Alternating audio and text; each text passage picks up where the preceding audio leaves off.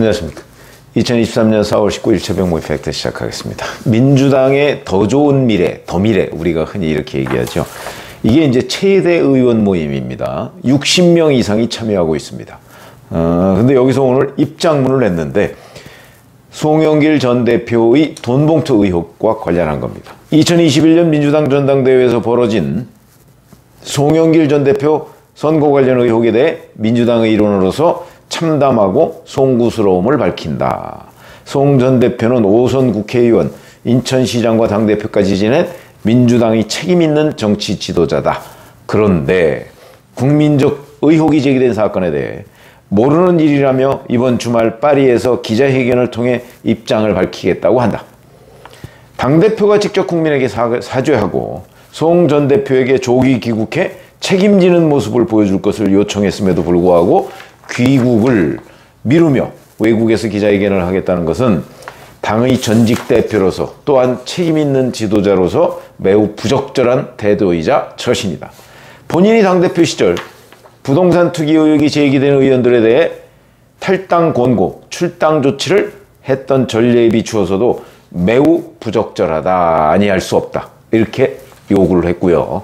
현 이재명 지도부에 대해서도 송 전 대표가 조기에 귀국하지 않고 이 사건에 대해 책임지는 모습을 보이지 않는다면 민주당은 가장 강력하고 엄중한 조치를 취해줄 것을 촉구한다, 이렇게 얘기했습니다. 그리고 오늘 민주당 최고위원회의에서 고민정 의원은 친문계를 대표하는 최고위원이죠. 억울한 누명을 쓴 거면 적극적으로 해명해야 될 것이고 작은 잘못이라도 있는 거라면 국민 앞에 무릎 꿇고 사죄하라. 도대체 송영길 캠프에서 어떤 일이 있었기에 거짓이라고 믿고 싶은 그런 말들이 녹음됐는지 납득할 수가 없다. 이러면서 송 전 대표의 조기 귀국을 촉구했습니다. 송갑석 최고위원 역시 책임 있는 자세로 직접 나서서 진실을 밝혀주길 바란다. 송 전 대표가 있어야 할 곳은 프랑스 파리가 아니라 국민 앞이다. 이렇게 얘기를 했습니다. 자, 송영길 전 대표의 조기 귀국에 대해서 친명, 친문, 가릴 것 없이 똑같은 목소리를 내고 있습니다. 이거는 현재 이재명 대표의 입장하고 같습니다. 이재명 대표가 친명계를 대리해서 조기 귀국을 촉구한 게 아니고요. 어찌 보면 당의 총의, 전체적인 의견을 대표해서 조기 귀국을 촉구한 것으로 보이고, 바로 이럼에도 불구하고 송영길 전 대표는 22일 파리에서 기자회견을 갖겠다, 이렇게 얘기를 했습니다. 물론 거기에서는 조기 귀국을 포함해서 이런저런 얘기를 하겠다고 그러는데 현재까지 알려진 바로는 22일이면 아직도 사흘 남았습니다. 알려진 바로는 아마 조기 귀국은 하지 않겠다, 이런 걸로 이제 알려져 있습니다. 그러면 이게 뭘 의미하느냐? 저는 이재명, 송영길 간의 기싸움이다. 무슨 얘기냐면 이재명 대표가 공식적으로 사죄하면서 딱 송영길과 선긋기를 한 거죠.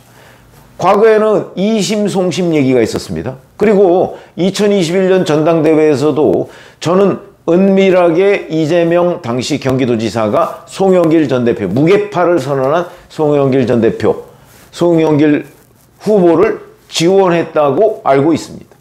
증거가 없을 뿐이죠. 왜냐하면 만약에 친문의 대표격인 홍영표 의원, 그 다음에 범친문이라고 할 수 있는 우원식 의원이 그 당시 민주당 대표가 됐을 때 이재명 대표가 경선에서, 그러니까 당시는 이재명 경기도지사죠. 이재명 경기도지사가 경선에서 저런 식으로 수월하게 결선 투표까지 가지 않고 그냥 1차 투표에서 끝내버릴 수 있었을까? 그 역사에 대한 가정이니까. 근데 저는 그럴 수 없을 수도 있다고 생각을 합니다.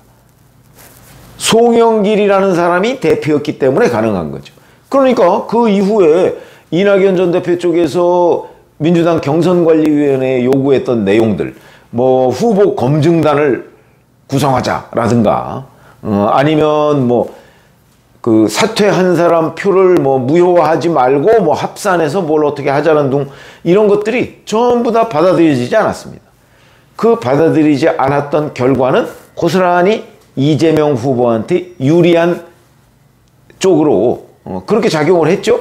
그러면 결국은 송영길 당시 대표가 이재명 경기도지사와 어떤 식의 연관관계가 있기 때문에 모든 결정을 이재명 후보한테 유리하게 했다고 저는 그렇게 보입니다. 그러니까 이심송심 얘기가 나오는 거죠.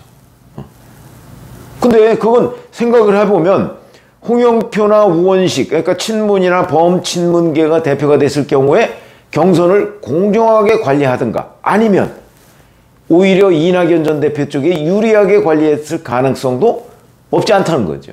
그렇기 때문에 저는 그 후의 진전 과정을 보면 송영길 의원을 대표로 이재명계가 밀었다 이렇게 봅니다. 겉으로는 그렇지 않지만.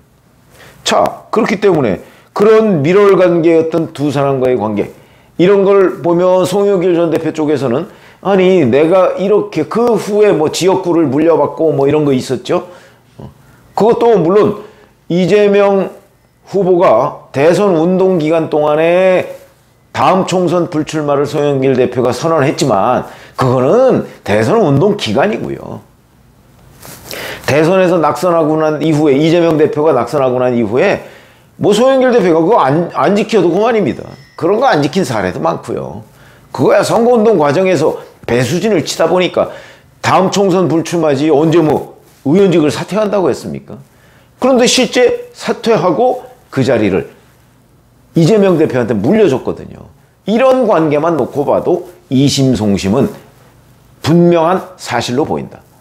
그런데 지금 송영길 전 대표의 전당대회 돈봉투 의혹이 딱 불거지니까 이재명 대표가 선을 딱 꺼버리고 이제는 송영길 전 대표의 전당대회 돈봉투 사건에는 내가 방탄해주지 않겠다. 이런 선언이거든요. 여기에서 더 나가서 탈당해라. 아예. 뭐 그렇게 해석할 수도 좀 있다고 봅니다.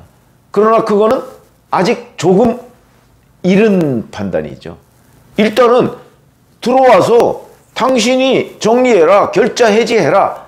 지금 이재명 대표는 여기까지 가 있는 것으로 보입니다. 결자 해지하라.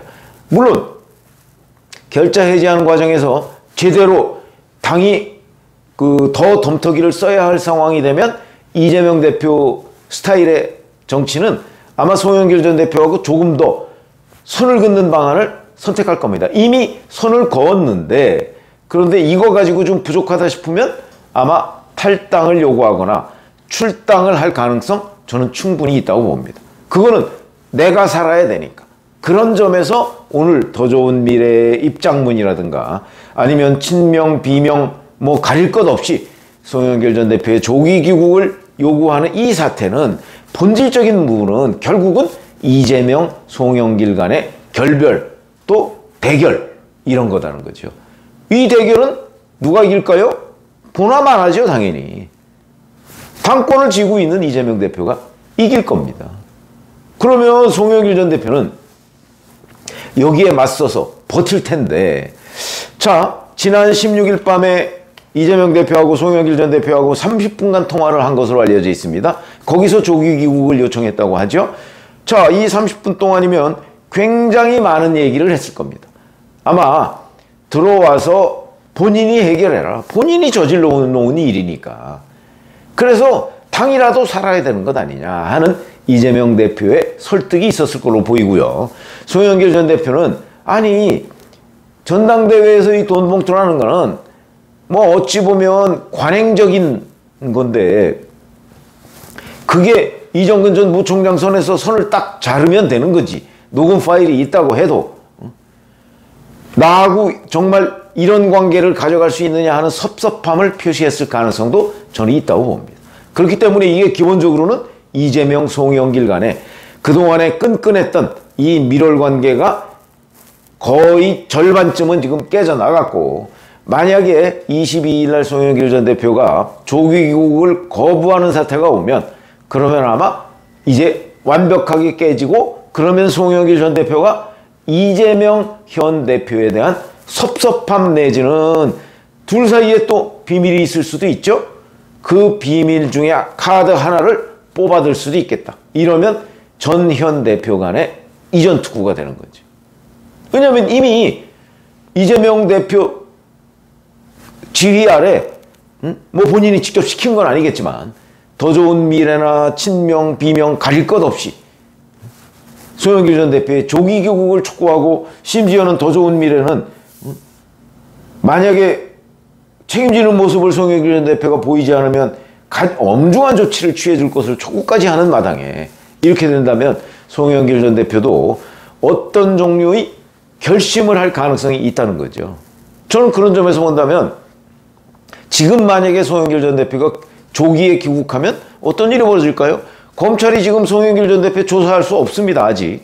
왜냐하면 돈 받은 의원들을 특정하고 그 사람들을 다 조사한 뒤에 맨 마지막에 송영길 전 대표를 조사해서 아마 이제 뭐 진짜 무슨 영장을 치든가 뭐 어떻게 이렇게 하지 않을까요? 저는 그렇게 보기 때문에 그렇다면 지금 굳이 조기 귀국할 필요도 사실은 없는 겁니다. 그런데 계속 조기 귀국을 이재명 대표가 촉구를 하고 있는 거는 결국 선을 확실히 긋고 송영길 전 대표 쪽에 모든 책임을 묻기 위함이다. 그렇기 때문에 앞으로 뭐 탈당 요구나 탈당 권고나 아니면 출당까지도 충분히 염두에 둔 것일 수 있다. 지금 그 단계를 그 카드를 꺼내들진 않고 있지만 그러나 그런 움직임에 대해서 송영길 전 대표 쪽에 반격 카드가 나올 가능성도 있고 다만 22일까지는 지금 시간이 한 사흘 남았기 때문에 송영길 전 대표가 마냥 거부하기도 저는 쉽지는 않다고 봅니다. 어차피 전직 대표와 현직 대표가 싸우면 현직 대표가 이기는 거죠. 더군다나 이거는 송영길 전 대표의 책임이 막중한 거 아니겠습니까? 그렇기 때문에 아마 조기 귀국은 거부하더라도 적어도 검찰에서 소환 요청이 오면 그때는 귀국하겠다. 아마 이런 정도로는 물러설 가능성도 있겠다. 그러나 어찌됐든 본질은 이재명, 송영길 간의 밀월 관계가 이제 깨졌고 이렇게 되면 우리가 객관적으로 봐서 주목할 부분은 송영길 전 대표는 여기서 이재명 현 대표 아래 그냥 순순히 자기의 책임을 인정하면서 검찰과 검찰에 나와서 조사받겠다 이런 식만 할 것인가 아니면 약간의 자해 카드 그 얘기는 이재명 전 대표와의 과거 밀월 관계에 있던 어떤 비밀 뭐 이런 걸 살짝 보여줌으로써 반격 카드를 꺼내들까 이것도 관심인데 뭐 그런 부분은 조금 더 송영길 전 대표의 아마 지금 파리에서 이런저런 여러 가지를 검토할 겁니다. 굉장히 이재명, 송영길 간의 이 기싸움도 우리가 주의 깊게 지켜봐야 될 대목이다. 그래서 오늘 나온 송영길 전 대표에 대한 당내의 조기 귀국 한 목소리 이게 결국은 송영길 전 대표 어떤 식으로든 조기 귀국은 아니더라도 귀국을 앞당길 가능성이 대단히 있고 이 본질은 두 사람 간의 기싸움이다. 두 사람 간의 밀월 결국 깨졌다. 이렇게 보는 게 정확한 표현이 아닌가 그런 생각이 들어서 말씀을 드렸습니다. 고맙습니다.